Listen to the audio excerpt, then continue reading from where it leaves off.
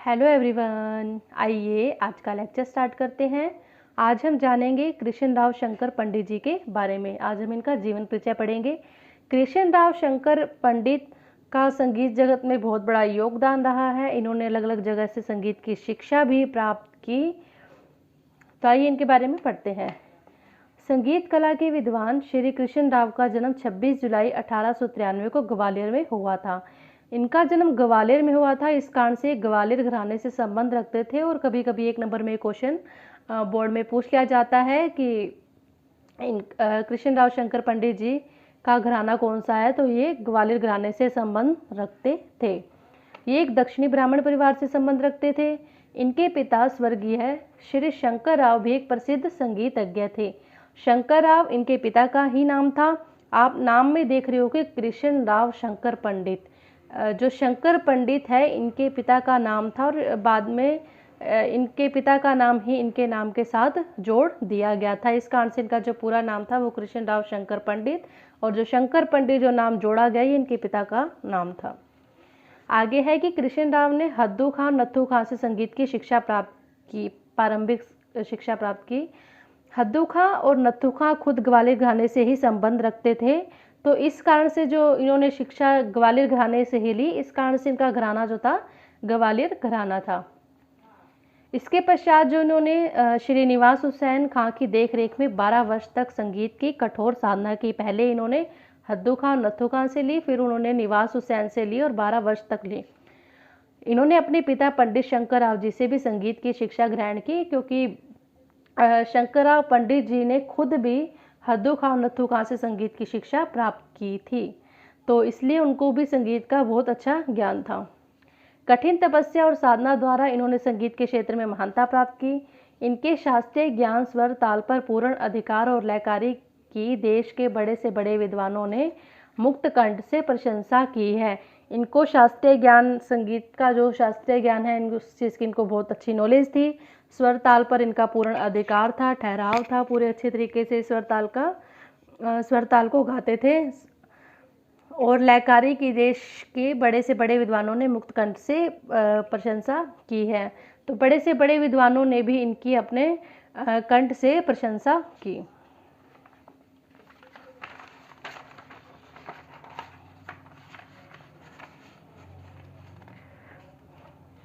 इतने उच्च कोटि के कलाकार होते हुए भी आपको अभिमान छू तक नहीं सका।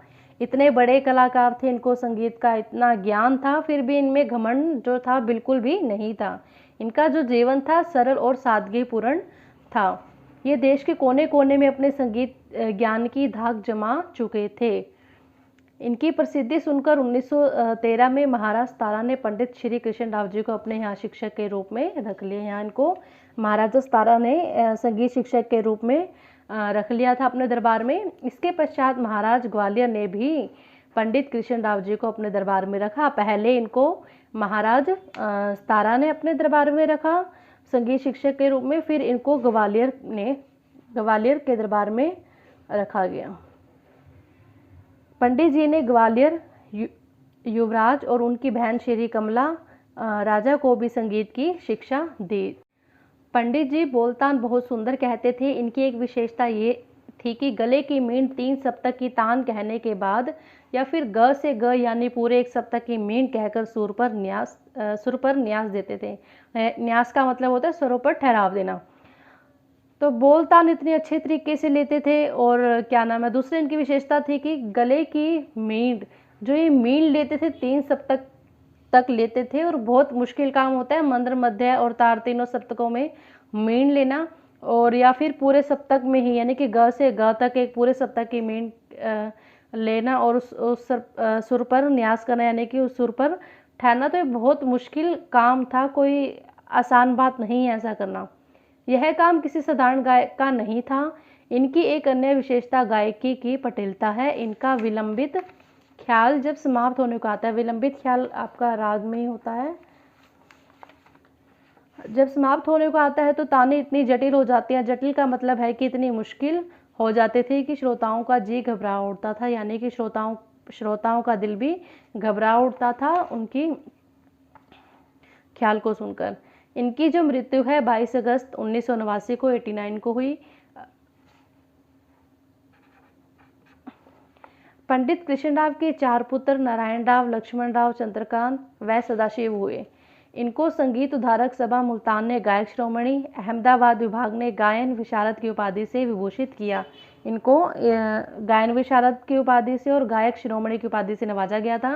ग्वालियर दरबार ने भी आपको संगीत रत्नाकर की उपाधि से सम्मानित किया था। मोस्ट इम्पोर्टेंट कि इनको संगीत रत्नाकर की उपाधि से सम्मानित किया गया था ग्वालियर दरबार में। संगीत के प्रति योगदान। पंडित कृष्ण राव जी ने हारमोनियम, सितार, जलतरंग और तबला वादन पर अलग अलग पुस्तकें लिखी। इन्होंने इन वाद्य यंत्रों पर अलग अलग पुस्तकों को लिखा।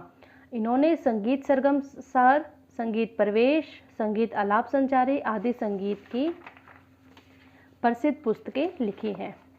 इन्होंने ग्वालियर में शंकर गांधर्व विद्यालय की स्थापना वर्ष 1914 में की थी। मोस्ट इम्पोर्टेंट है, 1 नंबर में क्वेश्चन काफ़ी बार आया हुआ है हरियाणा बोर्ड में कि इन्होंने कौन से विद्यालय की स्थापना की थी। इन्होंने शंकर गांधर्व विद्यालय की स्थापना की थी। जैसे कि इनके नाम में आपने पढ़ा है कि कृष्ण राव शंकर पंडित, तो शंकर के नाम से ही शंकर गांधर्व विद्यालय इन्होंने स्थापना की सन 1914 में की और ग्वालियर में की थी। 1 नंबर में क्वेश्चन आता है, इसको ध्यान से रीड करना है। इस विद्यालय से प्रतिवर्ष संगीत के अच्छे अच्छे कलाकार भी निकलते हैं।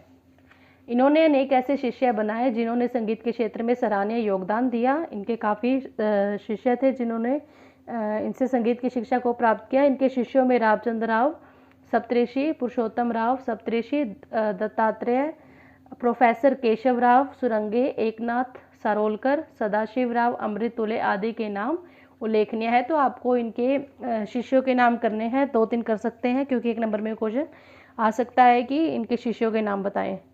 1973 में भारत सरकार ने आपको पद्म भूषण से सम्मानित किया। Thank you.